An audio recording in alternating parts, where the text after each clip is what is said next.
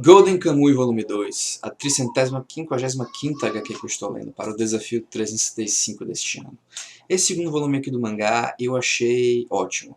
Eu tinha gostado já desse Golden Kamuy no primeiro volume, que foi um mangá que eu comprei assim no escuro. Eu vi a temática, vi que tinha um japonês, um soldado japonês na época da guerra, eu acho que era a Guerra Sino-Japonesa, no início do século XX, e eu achei que era uma proposta interessante, que eu não tinha visto nenhum mangá abordar esse tema, e resolvi comprar.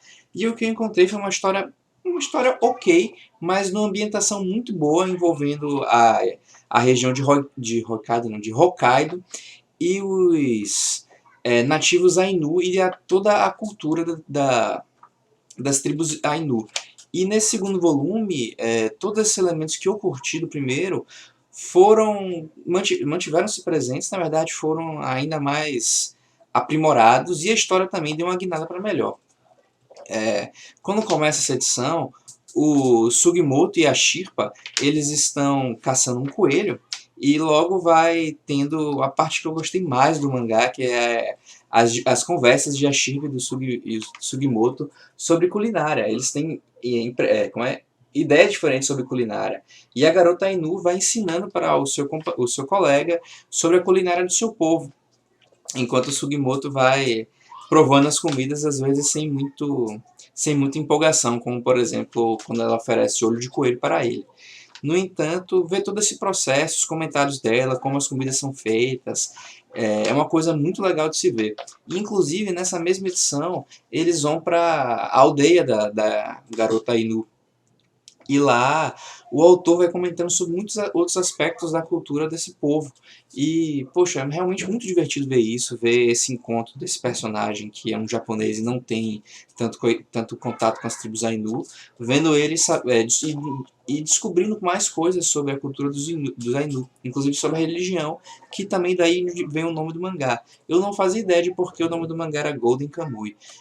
Tinha a questão do ouro que eles estão procurando, que é um ouro que os Ainu extraíram para poder comprar armas e gente para conseguirem se libertar, conseguirem se proteger das forças japonesas, e no entanto não sabia o porquê do Golden Kamuy, além de que tinha o Golden de ouro, né?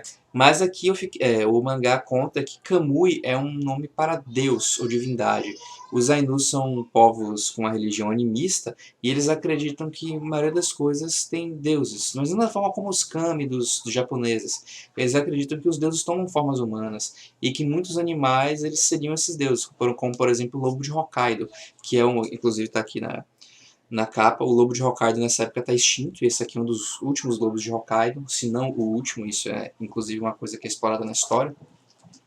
E ele é considerado um deus pelos Ainu, assim como o urso. E os Ainu estão todos em comunhão com essas criaturas, meio que respeitando e temendo elas, e fazendo com que a religião seja parte do seu cotidiano, toda a sua forma de lidar com a natureza.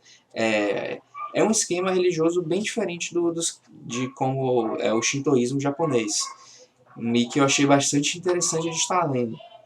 Aqui também conta toda... Entre os costumes dos Ainu, falam da relação deles com os ursos, que é algo que eu já conhecia, de que eu fui pesquisar uma vez, eu não lembro porquê.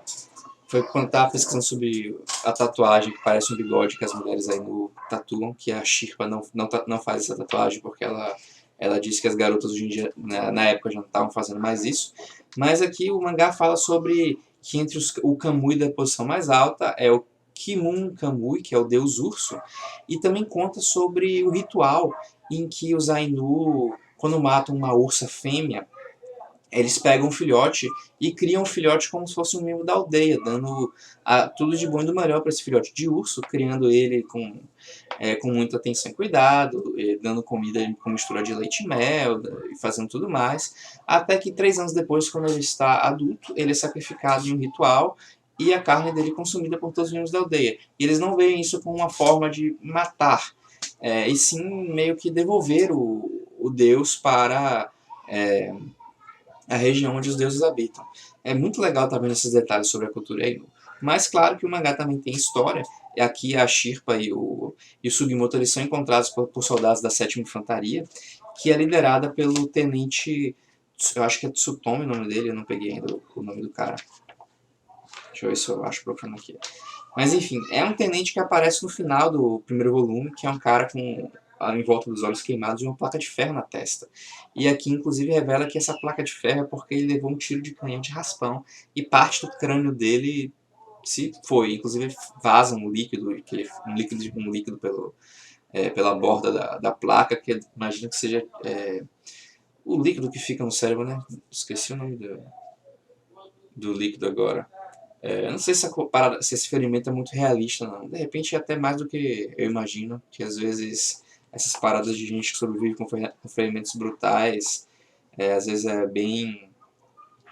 É Tsurumi o nome do cara, Tsurumi. Às vezes essas questões de ferimentos acabam sendo bem... acontecendo coisas bem inacreditáveis, mas eu não sei até que ponto... Aqui, até uma cena que tá vazando o líquido, ele até explica isso. E esse foi um personagem que eu achei interessante. O objetivo dele, apesar dele ser militar, ele tá meio que... Não exatamente um desertor, mas ele é um rebelde. Ele sente que os militares, os soldados que eram considerados heróis durante a guerra, eles foram muito maltratados pelo governo japonês depois de ter retornado da guerra. E ele quer encontrar o Urainu para financiar os soldados e eles tomarem Hokkaido para si, como uma nação para eles. Eu achei uma motivação interessante o personagem, bem melhor do que se ele fosse apenas um militar querendo pegar o dinheiro pro Estado, por exemplo. E eu curti esse personagem enquanto vilão mesmo. Outro vilão também apresentado, que é o Higitada, também um nome que eu ainda não lembro, que eu não peguei direito, vou folhear aqui enquanto eu falo ver se eu acho. Mas esse personagem é um velho já, com cabelo branco e barba, e uma cara assim um cara de personagem foda, e ele é o ex-líder do Shinsengumi, que eram os Shinsengumi eram os Lobos de Mibu, ou o Lobo de Mibu era o título só do Saito? Não, mas enfim, os Shinsengumi eram um grupo de legalistas pró-shogunato que lutou durante a Era Meiji para proteger o status quo. Eles eram da cidade de Kyoto e meio que dominavam o lugar com uma milícia local, não eram exatamente oficialmente parte do exército, mas Hijikata, mais grupos de samurais que se organizavam para patrulhar e proteger as ruas e defender os interesses do shogun, baseado em toda aquela questão de lealdade samurai. Eles são muito... tem uma presença muito marcante na cultura popular japonesa e, cara, eles aparecem em Samurai X, aparecem em Gintama, aparecem em filme pra caralho de samurai, então são bem famosos. Esse Hijitaka, eu francamente não me lembro o nome dele, eu lembro o nome de alguns dos Shinsengumi, mas o nome dele não me é familiar. Eu fui pesquisar, ele é um personagem histórico e que teria desaparecido na época da guerra lá, das últimas guerras da Era Meiji. Não, da Era Meiji não. A Era Meiji foi depois que teve a restauração. Então, pô, pior que eu esqueci o nome da guerra. Foi na época das guerras da restauração Meiji. Enfim. E ele teria desaparecido. E aqui o autor usa esse personagem colocando ele de volta na ativa, depois de ter sido preso, participação daquela rebelião de presos que eu falei, que o pessoal tem a tatuagem que leva pro ouro, e aqui está tentando um objetivo semelhante ao do militar, mas de certa forma diametralmente oposto, porque quer para ele, não para compartilhar com o militar, com o Tsurumi, que ele quer o ouro para financiar e restaurar o Shinsengumi e fazer com que eles dominem Hokkaido e seja Hokkaido a nova base de operações dele. Aqui o personagem Hijitaka, eu achei ele bem estiloso. Mas enfim, esse foi um mangá que eu estou gostando muito da leitura dele, realmente é muito divertido ler Golden Kamuy, e é um mangá que eu estou achando excelente. A história dele progride de forma lenta, porque o autor vai parando para falar sobre as coisas da cultura Ainu, mas esse é de fato uma das melhores coisas que o mangá tem, essa combinação de elementos históricos e elementos de... como posso dizer... Não são elementos históricos, elementos de mostrar a cultura de um lugar que não é tão visto, né, em mangás e mesmo no Japão, que a cultura Ainu é uma cultura que foi muito marginalizada, inclusive muito atacada. Eles são uma minoria, eu acho que são considerados uma minoria étnica e cultural, e foram muito prejudicados pelos japoneses pelos japoneses mesmo, porque Hokkaido só foi um dos últimos lugares a ser anexado ao Japão. Então, eles passaram maus bocados lá durante as guerras de conquista de Hokkaido. Mas por enquanto estou ficando nessa, mais uma vez recomendando esse excelente mangá. Esse vídeo ficou mais do que eu queria, para agora que eu tenho que estar adiantando lá dessas gravações. Mas eu fico por aqui e até o próximo vídeo, onde eu falarei sobre Verões Felizes, volume 2. E até a próxima.